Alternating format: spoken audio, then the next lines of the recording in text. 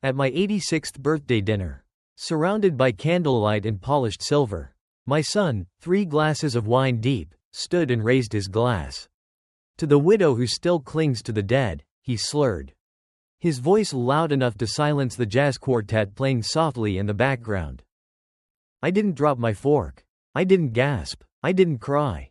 I just smiled and folded my napkin. As if he'd toasted the weather. I'm glad to have you here. Follow my story until the end and comment where you're watching from, because sometimes the deepest betrayals don't come from strangers. They come from the people you gave your life to. I had spent weeks preparing for this evening. The staff at the Golden Elm Country Club were meticulous with every detail. Pale lilac napkins. My favorite lilies at the center of each table. And the carrot cake I always made myself until arthritis turned baking into a chore. My granddaughter Charlotte helped me pick the menu. My daughter-in-law, Kim, insisted on handling the invitations. Let us take care of everything this year, she said with that too sweet smile of hers. The ballroom looked beautiful. 30 guests, all dressed in jeweled tones and pearls, gathered under the warm glow of the chandeliers. They laughed, toasted, clinked glasses. And then my son stood up. Elliot. My only child. He tapped his knife against his wine glass and cleared his throat with all the swagger of a man who thought he was being funny. Here's to Mom, he began, swaying slightly, the widow who still clings to the dead. There was a moment, a long, aching pause, where no one moved. My daughter-in-law Kim let out a breathy laugh, like she hoped it would soften the impact. My cousin Judith shifted uncomfortably. Someone at the back coughed. I took a sip of water. Elliot laughed. Come on, you know what I mean. She still keeps Dad's slippers by the door like he's coming back tomorrow. People chuckled politely. I nodded. The corners of my mouth curved just enough. But inside me, something sank, like a ship with a silent crack in its hull. I looked at the empty chair next to me, the one I'd left open for Robert. It was just a gesture. But to me it meant everything. My husband had been gone for 5 years. We'd been married for 62. He passed away on a Sunday morning. Reading the paper, with my hand in his. Elliot used to tell me I was the strongest woman he knew. Now, I was a punchline. The staff came by to clear the salad plates. One of them, a girl no older than 19, looked at me with wide eyes and whispered, "Happy birthday, ma'am." She didn't say it like the others did. Her voice held a note of pity. It was the most painful kindness of the evening. I excused myself to the ladies' room. My gait steady, my back straight. The hallway mirror caught my reflection. Silver hair perfectly coiffed. Lipstick intact. Eyes slightly damp but not ruined. I dabbed the corners with a tissue. My pearl earrings shimmered. Robert gave them to me on our 40th anniversary. I adjusted them slightly. I'm still here, I whispered to my reflection. Still here. But for how much longer? When I returned to the table, the laughter had resumed. Charlotte scooted closer to me and squeezed my hand under the table. I'm glad you're here, Grandma, she said softly, and in that moment, I clung to that one thread of warmth. Because as I looked around the room, at the people who had accepted my hospitality, eaten my cake, toasted my long life, I realized something chilling. I was no longer the matriarch. I was just the widow who wouldn't let go. And that was exactly how they wanted me to feel. That night, after the last guest had left and the waitstaff began collecting empty glasses, I sat alone at the head table. The once vibrant ballroom now echoed faintly with the clatter of plates and the low hum of a vacuum in the corner. The chair beside me remained empty, untouched. I reached over and gently laid my hand on the linen napkin folded neatly where Robert would have sat. He would have said something like, "Ignore them, darling, they don't know what they're doing." But I knew better. They knew exactly what they were doing. Elliot had left with Kim in a flurry of laughter and drunken swagger. He didn't say goodbye, not even a hug, just a shout over his shoulder, "Drive safe. Mom, don't wait up," like I was some old roommate, not his mother. I looked down at the floral arrangement in front of me. The lilies had started to wilt. Or maybe I just imagined they had. It was strange how everything in that room had been meant to celebrate me, and yet, by the end of it, I felt more invisible than ever. Charlotte came back in with a to-go box. "I saved you a slice of cake," she said, placing it on the table with both hands. like it was something sacred. Her voice was quiet. They were out of the carrot layer. But I found a vanilla one that didn't get touched. I smiled and thanked her, though my appetite had vanished hours ago. She lingered, hesitant, like she wanted to say something more. But then her phone buzzed and she glanced at it. "Dad's waiting," she muttered, and just like that, she was gone. I watched the ballroom empty out. My party, my evening, and not one person asked if I needed a ride home. I drove myself. Of course, I always do. Back at the house, the porch light flickered like it always had. Robert never got around to fixing it. The house was quiet, save for the soft hum of the refrigerator and the distant ticking of the wall clock in the hallway. I stepped out of my shoes, placed the cake box on the kitchen counter, and stood there for a moment, staring at nothing. The dining room table still had a lace runner from Christmas. I hadn't taken it down. No one came for Easter. So I figured, why bother changing it? I poured myself a cup of chamomile tea and took it into the living room. The recliner still leaned slightly to the left, the way Robert liked it. I sat on the sofa instead, tucking my legs beneath a crocheted blanket my sister made years ago. The silence wasn't peaceful. It was heavy, deliberate, like the house itself was holding its breath, waiting for something to change. I picked up a framed photo on the end table, our 50th anniversary. Robert in his navy suit, me in a lavender dress with pearls. Elliot stood beside us, smiling. That day, I remember thinking, I've done it. I've built a family. We're solid. But now, sitting there with the remnants of a party that felt more like a public shaming, I wasn't so sure. I didn't cry. Not because I wasn't hurt, but because I'd spent too many years learning how not to. That night, I went to bed without brushing my teeth. I just didn't see the point. My bedroom still smelled faintly of Robert's aftershave, even though I hadn't opened that bottle in years. Before turning off the lamp, I glanced at the digital clock on the nightstand. 12:03 a.m. Officially the day after my birthday. And for the first time in my life, I truly felt unnecessary. The next morning, I found the cake box still sitting on the counter, untouched. I opened it slowly, expecting maybe the sweet smell would soften the memory of the night before. But all it did was remind me that I hadn't even made a wish. Not that there was anyone to blow out candles for. I set the box aside and walked over to the window above the kitchen sink. The sun was out, casting long streaks across the backyard, where Robert used to set up the grill every 4th of July. The same yard where Elliot took his first steps, where Charlotte learned how to ride her bike. All of it looked smaller now, quieter, like it, too, was remembering. My phone buzzed. A message from Judith, my cousin. "You handled last night with such grace. I would have slapped him." I didn't reply. Then came a voicemail, from one of the club staff. A polite, soft-spoken girl named Mariah who had helped with the event. "Mrs. Edwards, I just wanted to say I'm sorry. That speech, it didn't sit right. If there's anything we can do, please let us know." That one made me sit down. It wasn't just me. Other people had noticed. This wasn't a private humiliation, it was public. Packaged like a toast, served cold in front of friends, family, and strangers. I turned on the TV, just to drown the silence. But nothing held my attention. I ended up wandering the house, touching picture frames, straightening pillows. Around noon, I took out the trash and saw my neighbor Nancy across the street. She waved. I waved back, but then she crossed the street. "I'm sorry to bother," she said, lowering her sunglasses, "but I just had to ask, was that toast meant to be funny?" I blinked. "Excuse me?" "Last night," she said carefully, "that thing Elliot said, I heard about it from one of the servers. My niece works at the club. So even outside the room, people were talking. I tried to laugh it off. You know Elliot always had a weird sense of humor." Nancy frowned. "That wasn't humor. That was a message." A message.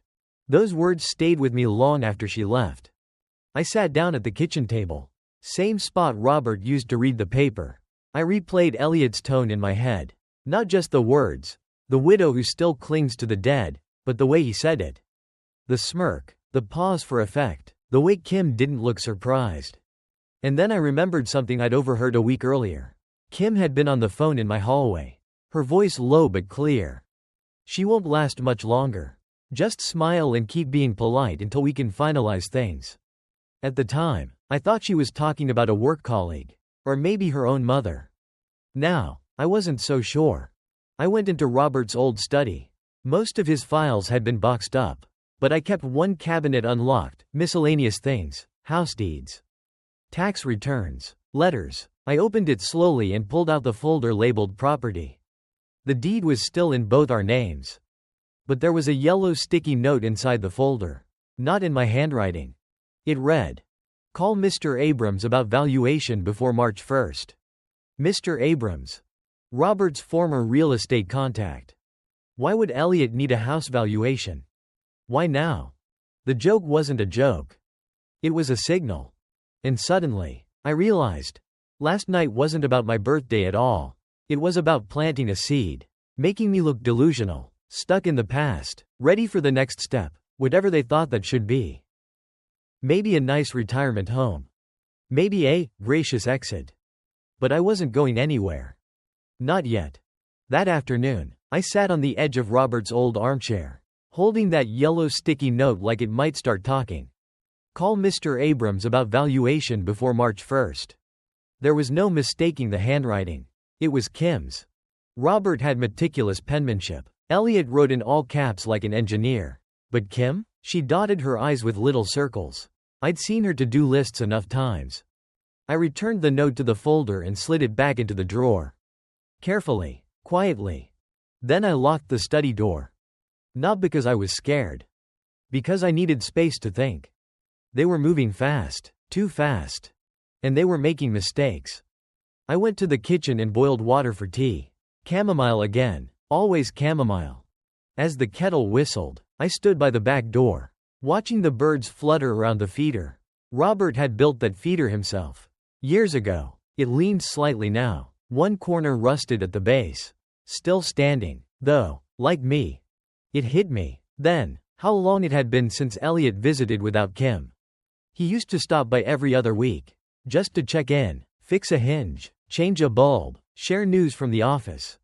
But ever since Kim came into the picture, the visits were fewer, briefer, polite but distant. And lately, not even that. I thought about last Christmas. I had made a roast.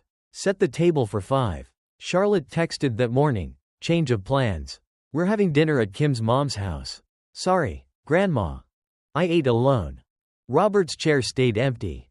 They'd been pushing me to the edges for years. Slowly enough that I didn't notice at first. Or maybe I just didn't want to. A skipped dinner. A missed call. A forgotten birthday. It was easier to believe in accidents than intentions. But after last night, I couldn't pretend anymore. That toast wasn't a lapse in judgment. It was a warning shot. Get ready to move on. Get ready to let go. Only, this house wasn't just walls and furniture. It was the last piece of my life with Robert. It was where we raised Elliot. Where he took his first steps in the hallway. Where we patched leaky pipes together and fought over wallpaper in the upstairs bathroom. Robert and I saved every penny for this place. We refinanced twice, took on extra hours, skipped vacations. And now Kim wanted a valuation. They saw a property. I saw my life. I sat at the kitchen table and pulled out a notepad from the drawer. The one with birds on the cover. I started writing a list, not of groceries or errands, but of everything I still had control over. 1. The house is still legally mine. 2. The deed is still in my name.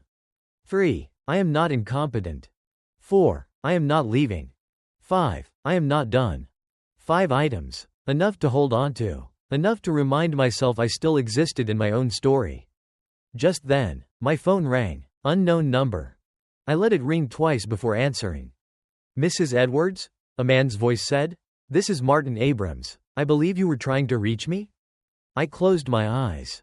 So they'd already made the call. But they'd made it too soon. Because now, I was ready. Mrs. Edwards? Yes, I said, steady. This is Martin Abrams. I believe your family is interested in a valuation of your property? He spoke with the kind of politeness that people in real estate master. Warm, assumptive, practiced. I took a breath. Oh, is that so? I said. And who exactly contacted you on my behalf? There was a short pause. He wasn't expecting pushback. Mr. Elliot Edwards, I believe. He said you were preparing for a possible transition. A transition, I repeated, letting the word sit on my tongue like something bitter. Well, Mr. Abrams, let me make this perfectly clear. There will be no valuation. And there will be no transition. Not today, not ever. I hung up. The moment I put the phone down, I felt it, not fear, not sadness. Clarity. I walked straight to the study, unlocked the drawer again. This time, I pulled out a different folder. Robert's will. The thick envelope had been gathering dust. We'd updated it the year Charlotte was born. A clause we both agreed on, harsh. Maybe, but necessary in case things ever went sideways. I flipped to the page I remembered. In the event of any attempt to displace, exploit, or publicly demean my spouse, the party involved shall be excluded from inheritance and financial claim, in whole or in part, as determined by legal counsel. Robert had seen something I hadn't. He'd watched the way Elliot changed after the wedding, the way Kim leaned in during conversations that weren't hers, the way her voice always softened when asking about finances, but sharpened when talking about downsizing or moving forward. He hadn't said much back then, but he'd prepared for the worst. And the worst was now. I called the lawyer's office that afternoon. A woman named Dana picked up. Dana, I said, I'd like to schedule a formal reading of Robert Edwards' will. In front of the family. In my home. She paused, then replied with a calm, even tone. Yes, ma'am, we'll arrange everything. That evening, I made myself dinner. Something simple. Roasted carrots and a baked potato.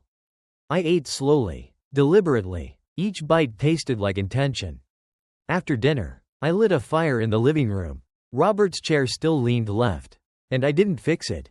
I wanted it that way. I wrote out invitations by hand. No emails, no text messages.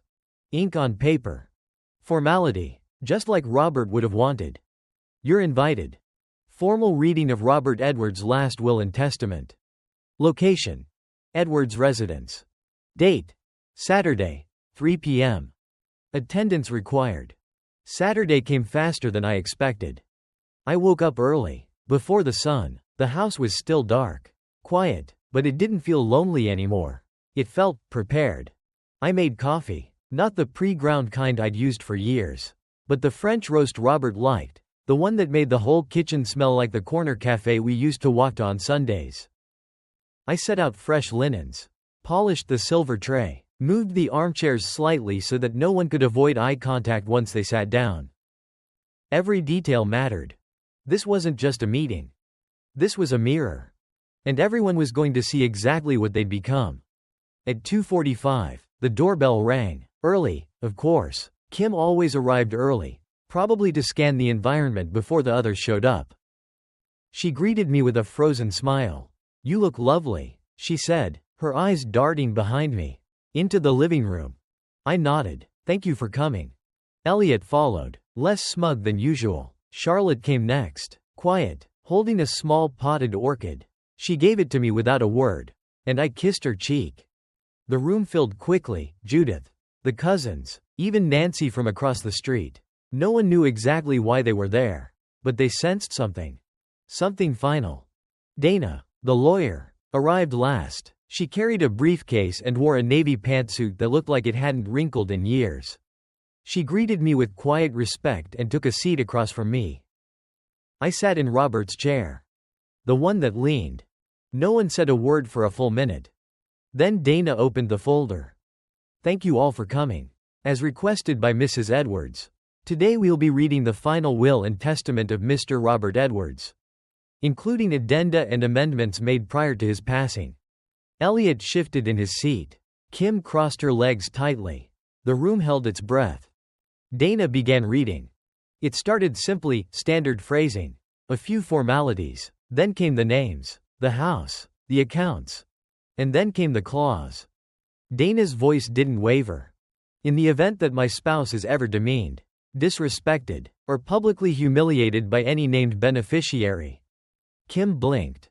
Said beneficiary shall forfeit their share of the estate in full or in part, subject to my spouse's discretion.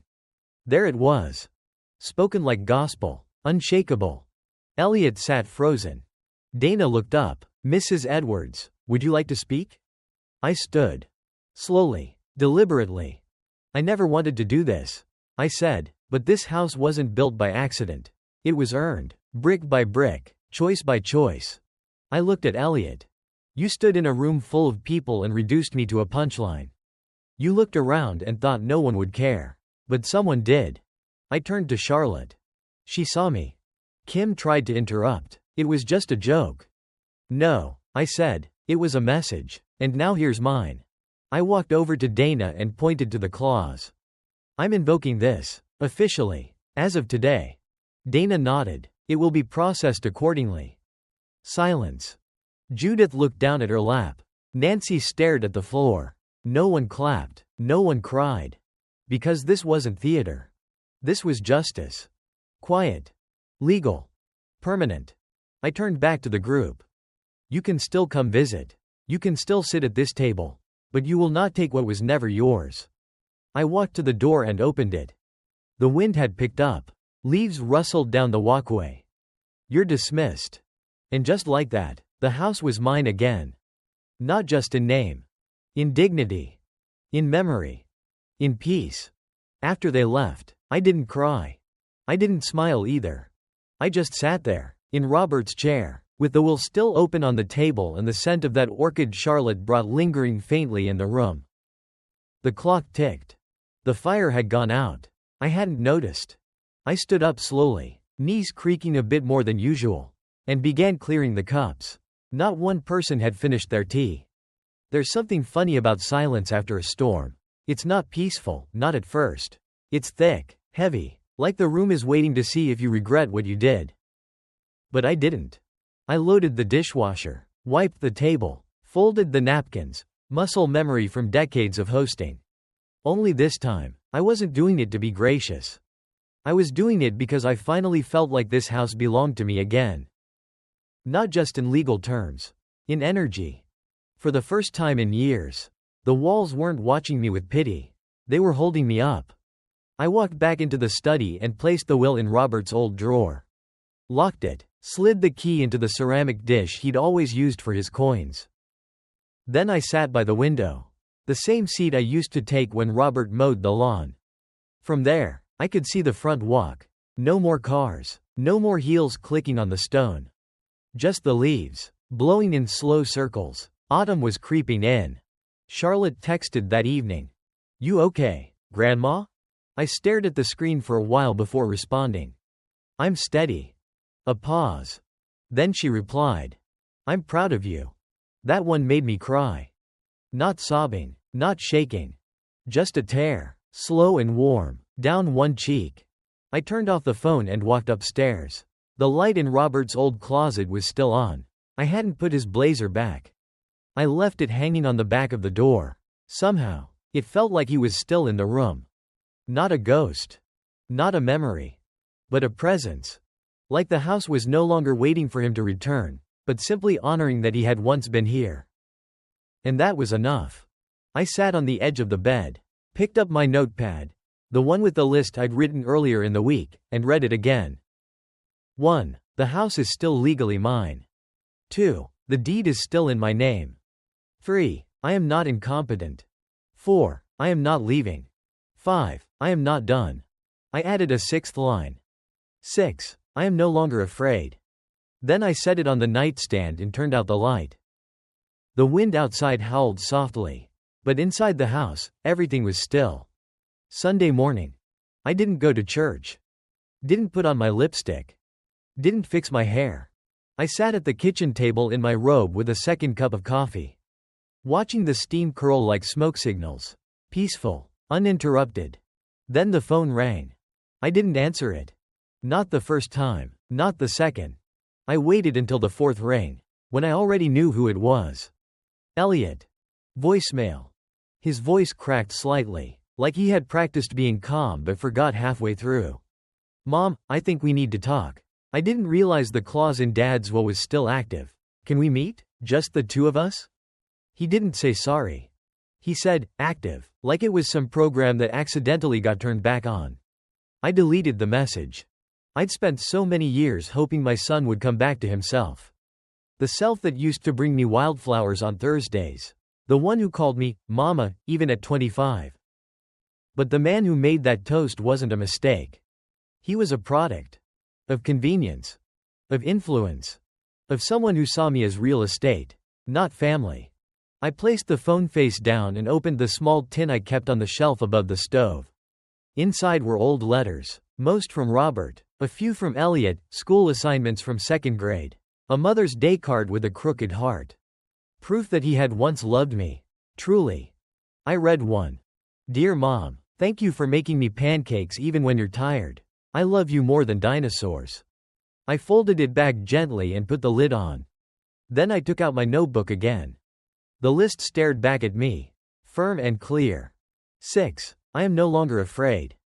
I thought about what I'd add next, but the page didn't need another line. It needed a plan.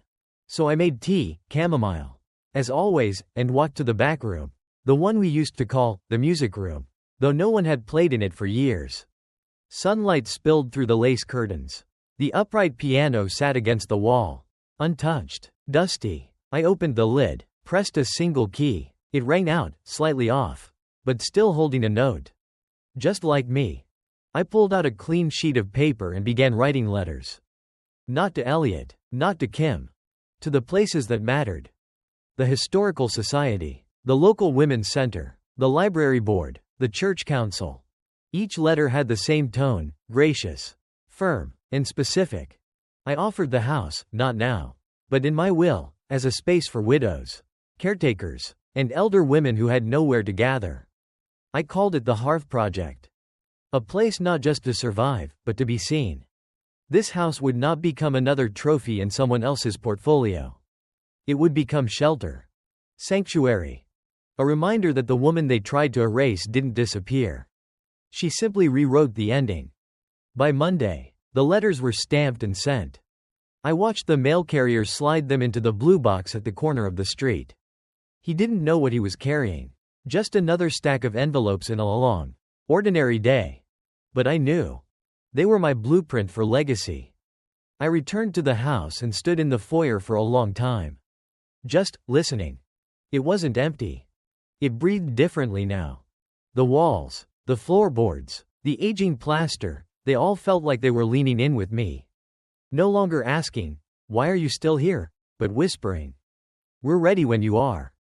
I walked into the dining room, the scene of the toast. The chair Elliot sat in was still slightly pushed back. No one had touched it since. I didn't move it. Let it sit there, like a relic. Let it hold the echo of his words. Not to haunt me, but to remind me of the line I'd drawn. The moment I stepped out of being just a mother, and back into being a woman with terms of her own. That afternoon, Nancy stopped by. She brought banana bread. I heard what happened, she said. Word travels fast, especially when people weren't expecting a woman like you to fight back. I smiled. I didn't fight, I said. I remembered. She looked confused. Remembered what? That this house wasn't gifted to me. I paid for it, with sacrifice. With time, with a life. And now it'll pay forward. Nancy nodded slowly. That's something. I sliced the bread and we sat by the kitchen window. Two old women eating quiet justice with our tea. After she left, I opened my closet and began pulling things down, boxes, sweaters, photo albums, things I hadn't touched since Robert died. I spread them across the bed and sat in the middle.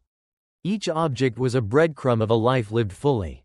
A concert ticket, a church program, a seashell from our honeymoon. I started a new pile. Not for donation. Not for family. For the house. For the women who would one day walk these halls and know they weren't walking into someone else's leftovers, but into someone's legacy. As the sun began to lower, the phone rang again. This time, I answered. Kim's voice. Measured, flat. Elliot wants to try again. He says he overreacted. We're willing to forget what happened, if you are. I looked out the window. The garden needed pruning. The feeder was low. A squirrel darted across the fence. I brought the phone back to my ear. I'm not interested in forgetting, I said. I'm interested in remembering. Every single thing. Silence. Then, so that's it? I smiled. Gently. No, that's the beginning. I hung up. And for the first time in years, I didn't feel like the last chapter of someone else's book. I felt like the first page of something only I could write. The next morning, I opened the windows. Not just the curtains, the actual windows. Let the air move through the house. The way it used to when Robert would say, "Let's blow the dust off this place." The breeze swept through the hallways like a cleansing. I brewed coffee and played the old jazz records that had been tucked away in the cabinet. A little scratchy now, but the kind of music that felt like it had bones. It filled the corners of the room. Not loud, just present. I went room to room, wiping down picture frames, fluffing pillows, rearranging the living room furniture, not because I was expecting guests. Because I was reintroducing myself to the house. Not as a placeholder. Not as a woman holding on. But as its rightful heartbeat. The truth is, I had never been waiting for Elliot to show up. Or for Kim to change her tune. Or even for Charlotte to say all the right things. I had been waiting for me. The version of myself that used to throw dinner parties with handmade place cards and bake pies from scratch. The one who knew every crack in the floor by sound. The one who moved through grief not by hiding, but by tending. Day after day, to the ordinary things that make a life full. I had mistaken silence for safety. Loneliness for inevitability. But I wasn't done. Around noon, I walked out to the garden. The soil was dry, weeds in the corners, but the bones were still good. The hydrangeas just needed cutting back. The rosemary bush had grown wild, reaching for the windows. I rolled up my sleeves and got to work. As I pulled roots and clipped stems, I found myself humming. It wasn't a song I remembered, just a sound. A vibration of breath that came not from joy, but from return. A robin landed near the edge of the path and stared at me like it knew something. I nodded at it, smiling. Still here, I said aloud, and not going anywhere. Later that afternoon, I sat on the porch with a glass of lemonade, watching the street. Charlotte's car slowed as it passed. She waved. I waved back. She didn't stop. And I didn't mind. People come when they're ready. And I'll be here when they do. The wind rustled through the trees, brushing the wind chimes just enough to sing. No longer the music of waiting. Now the music of holding ground. I wasn't rebuilding my life. I was uncovering it. Tuesday came with clouds. Not the kind that warn of storms, but the soft ones that make everything feel quieter. Like the world was holding its breath with me. I woke up early, made oatmeal with brown sugar, and sat on the porch swing with my robe still wrapped tight. The street was empty except for the usual jogger and the teenage boy who always forgets his backpack. No calls, no texts. And for once, I didn't need any. For the first time in a long while, I wasn't rehearsing conversations in my head, wasn't crafting the perfect line for Elliot, wasn't wondering how to soften my words so Kim wouldn't twist them. I had stopped explaining. And in that silence, I started hearing something else. Myself. Not the mother version. Not the widow version. Not the birthday guest of honor turned family embarrassment. Just the version of me who used to sing while folding towels. The one who could fix a leaky faucet without calling anyone. The one who once danced barefoot in this kitchen just because the radio played Nat King Cole on a Tuesday. She wasn't gone. She was just quieted. By years of giving. By the weight of keeping peace. By the myth that age is a soft fade into irrelevance. But there's nothing soft about surviving betrayal. Nothing fading about finding your voice again. That afternoon, I dusted off the typewriter in the study. The one Robert bought me in 1973 when I said I wanted to try writing poetry again. I rolled in a sheet of paper. Pressed one key. Then another. It wasn't a poem that came out, it was a letter. To no one in particular. Maybe to the woman I'd been.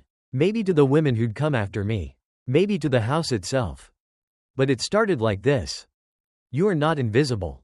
You are not done. You are not a footnote. I didn't finish the letter. I didn't need to. The act of writing it was the answer.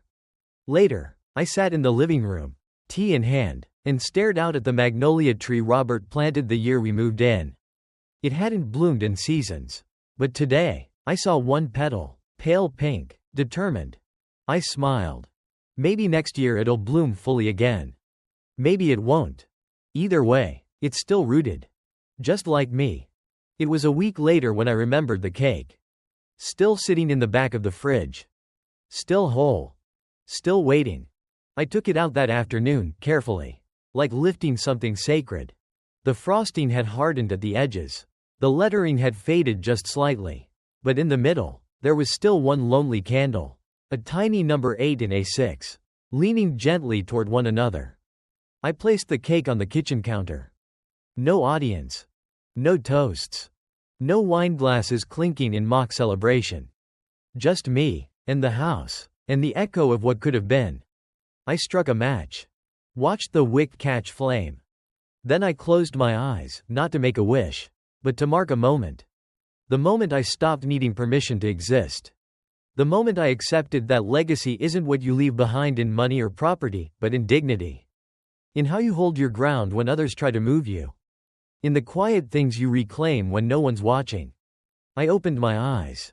The flame danced for a second, like it wasn't quite ready to let go. Then I leaned in. And blew it out. Not to erase anything. But to honor everything. As the smoke curled upward, I whispered, not loudly. Not for effect, just for me. Happy birthday. And for the first time in years. I meant it.